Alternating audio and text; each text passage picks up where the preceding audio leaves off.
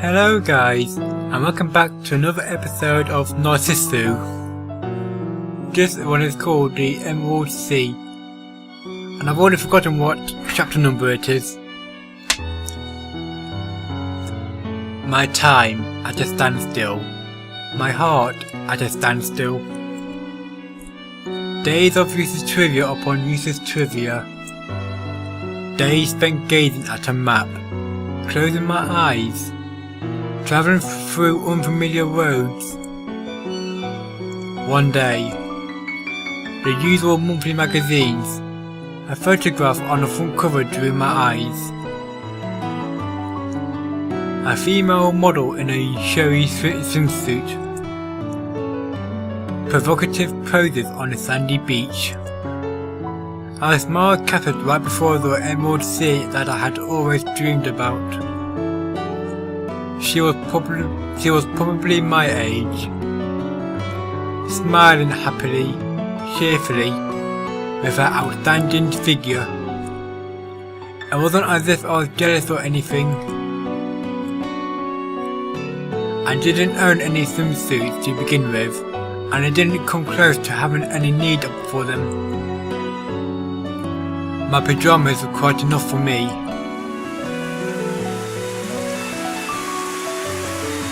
Oh, this was the female Hesmiyu. I spent so many seasons, so many white overcast skies, without the want or need to converse with anybody. I remembered that day, June of the first year of middle school, the day of my first hospitalization. I completely missed the S in hospital. I remembered having ordered a swimsuit. I remembered having done so several years ago now. That day, I remembered that swimsuit that had lost its opportunity to be used. I took the school swimsuit, knew the day I bought it, out of the drawer where it had patiently waited for years. Need a drink? Already? And of course it's tea. And quite hot. And I hadn't just made it. I took off my usual pyjamas and timidly put on that navy blue swimsuit. I was shocked. It had already been years, and yet it fit me as if it had been made for me back that very day. And that swimsuit model was smiling at me warmly, smiling at me from the midst of the Emerald Sea, smiling at me warmly and happily with a beautiful womanly figure. It was saddening. It wasn't as if I was jealous. No, the truth was I was probably yearning for it impossibly, stubbornly, because I knew that it was absolutely impossible. But the huge scars on my chest were telling me to just give up. My lifelong companion, my scars, were telling me to go back to my world of closed eyes.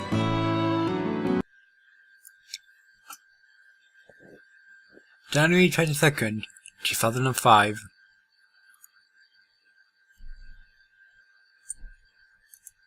There you go. More drink?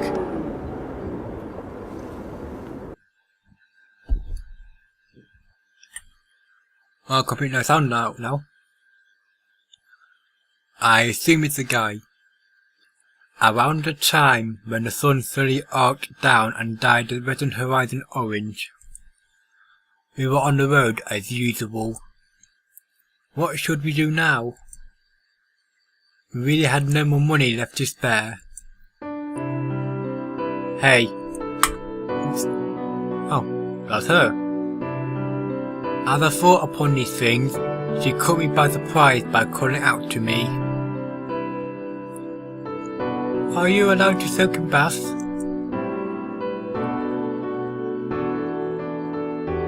I don't know who did now. Yeah, They said that I could go ahead unless it was a long, protracted bath. I see. I'm about the same way.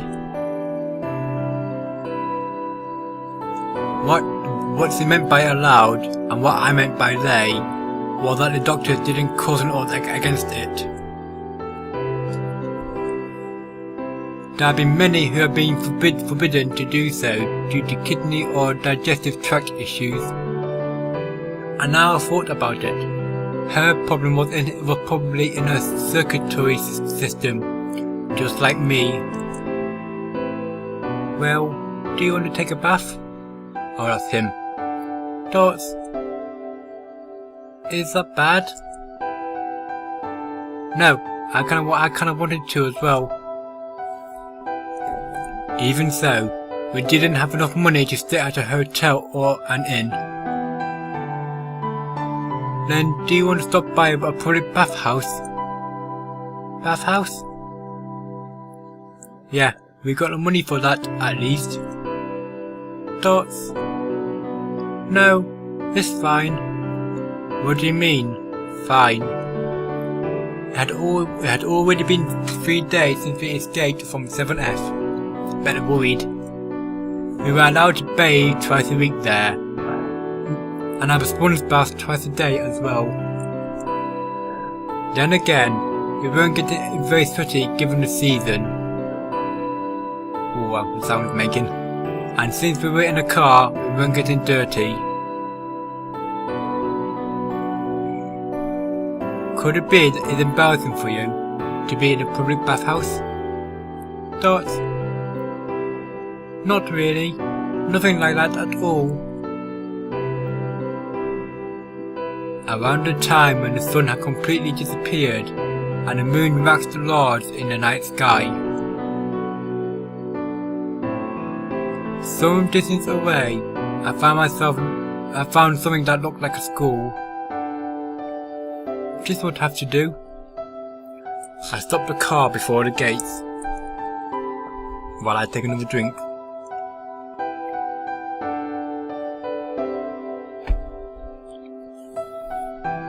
And then I rummaged in the back seat for the clump of clothing there. If I remember correctly, there were 2 to 3 towels in this heap. And then, after sifting through a bunch of clothes, I found a hand towel after all. It had the legend Shiraishi Construction written on it. Probably one of the appreciation gifts that they gave out like candy. Alright, then wait a bit.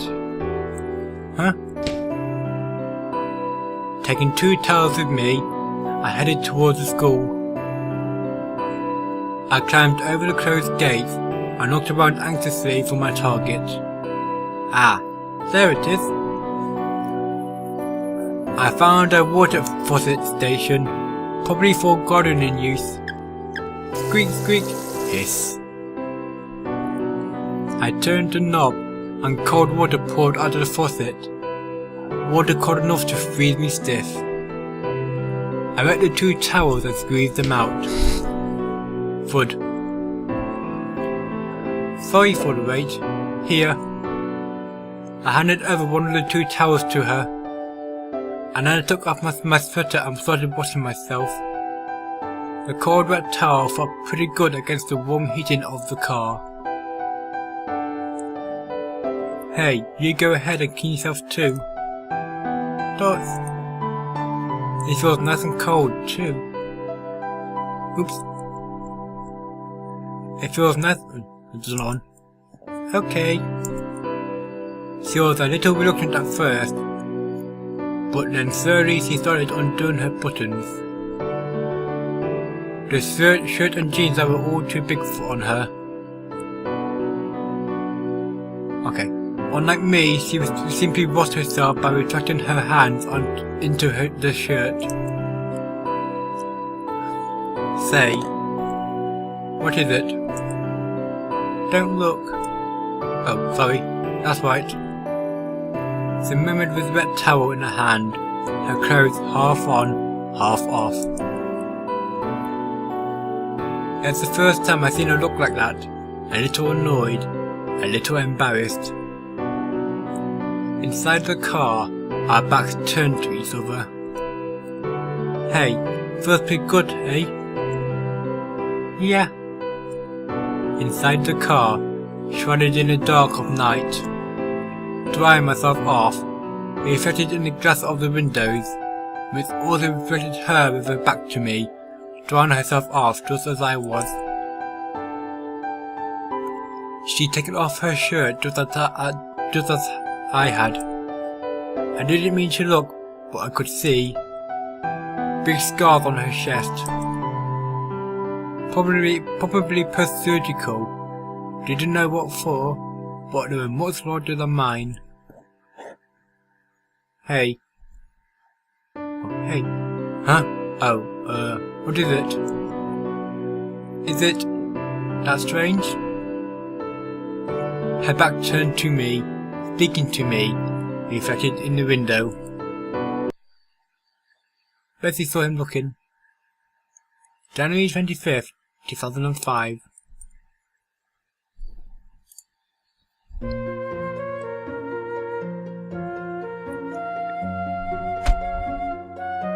The Silver Coupe.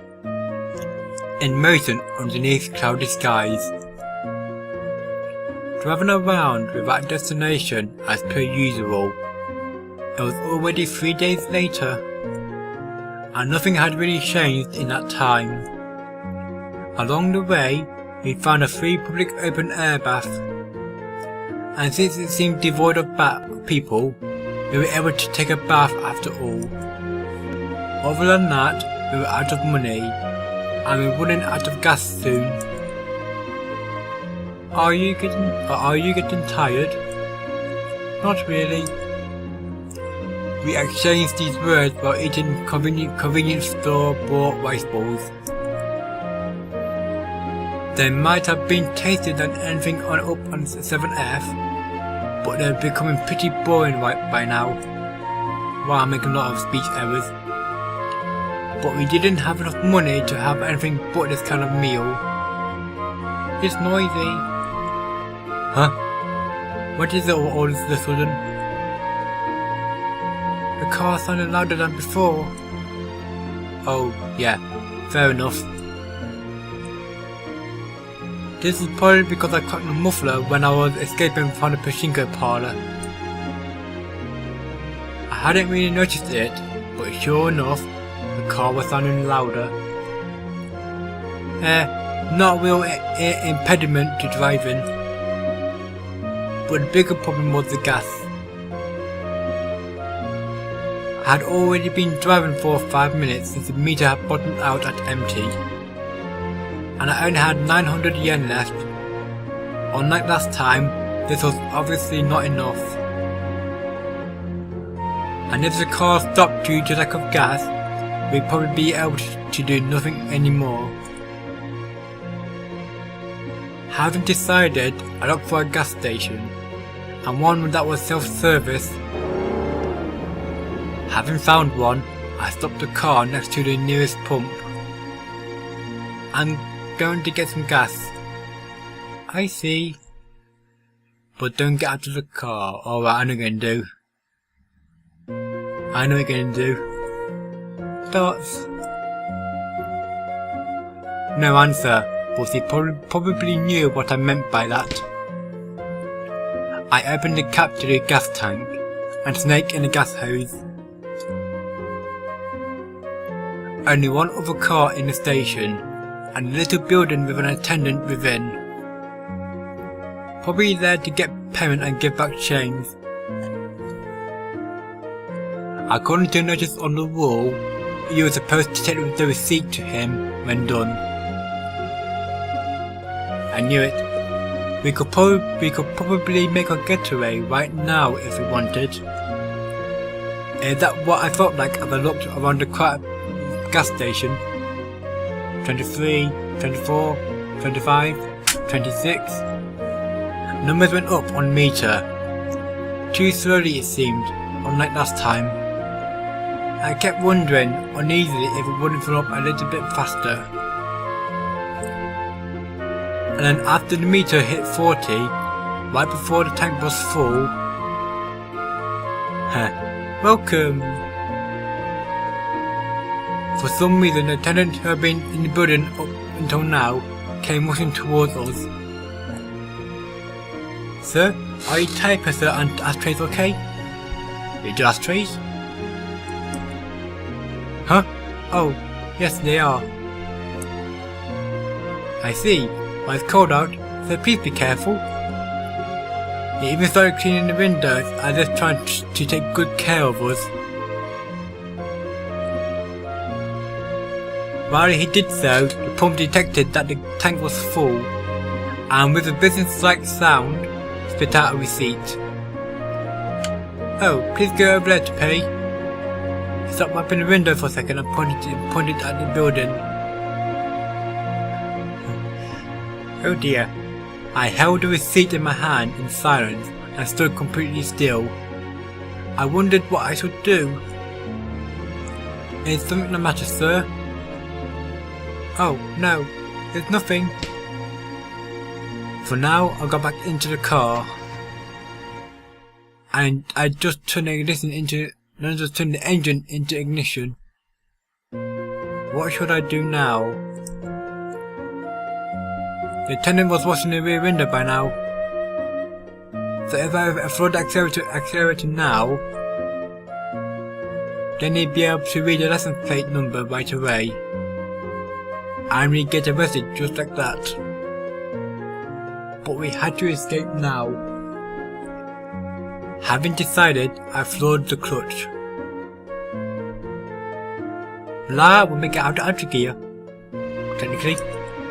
And just as about to shift from middle into first. Okay, never mind. Here you go. Huh? Oh. Go ahead and use it.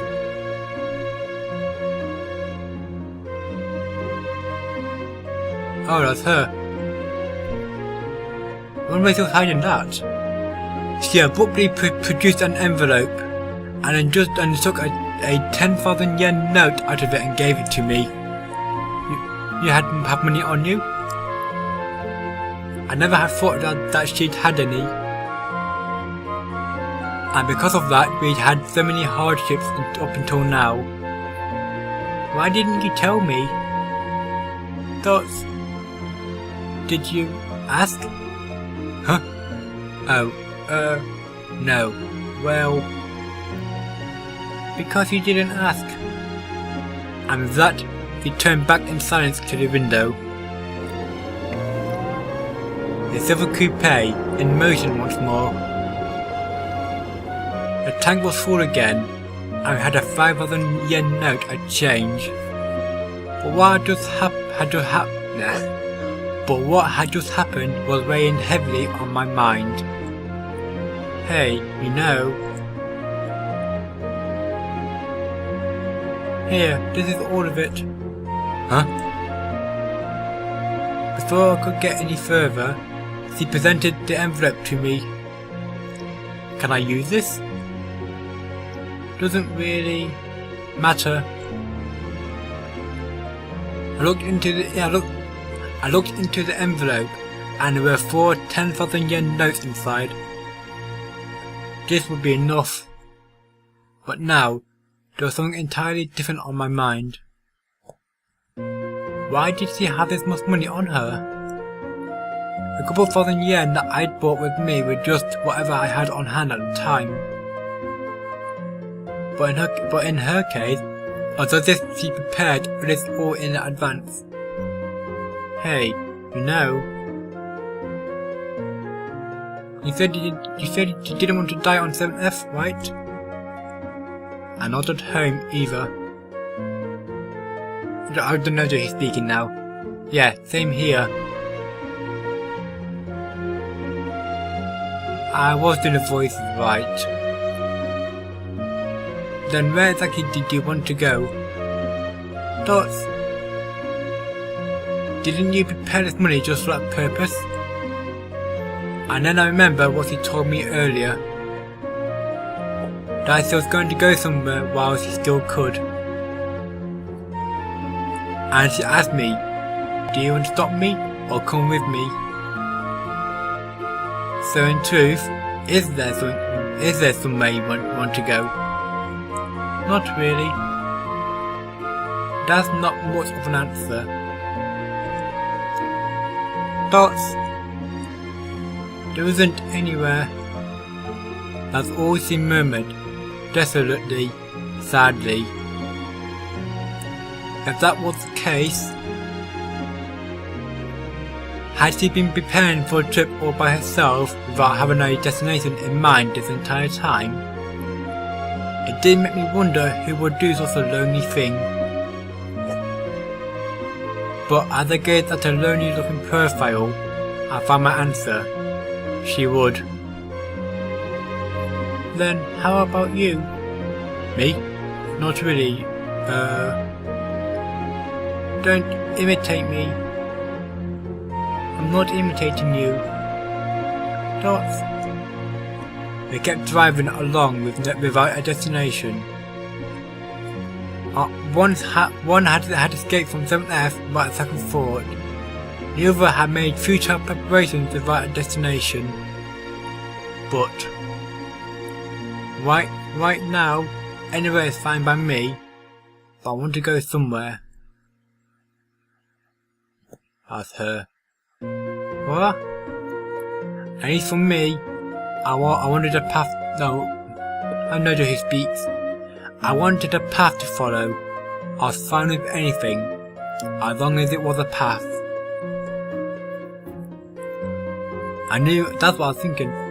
Hey, how about that Awaji Island you were talking about? Dots. We can get there with the money we have. Really, anywhere would have been fine, as long as it wasn't 7F or home, as long as we could get there. But we couldn't just wander around aimlessly.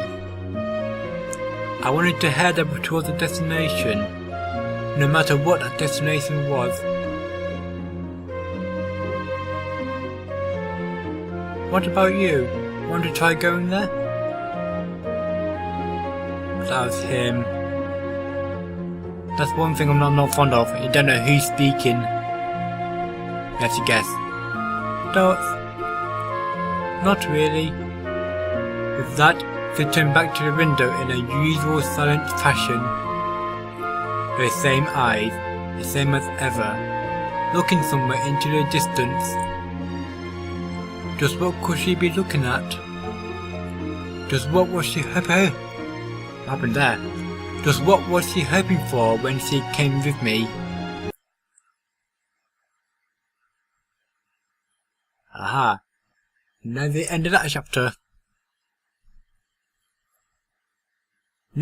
Oh, that was chapter 4. So now it's time to end this episode. I hope you enjoyed it, despite my speech issues. That's it for this time. I'm Hesmiyu. Where's the keys? Goodbye.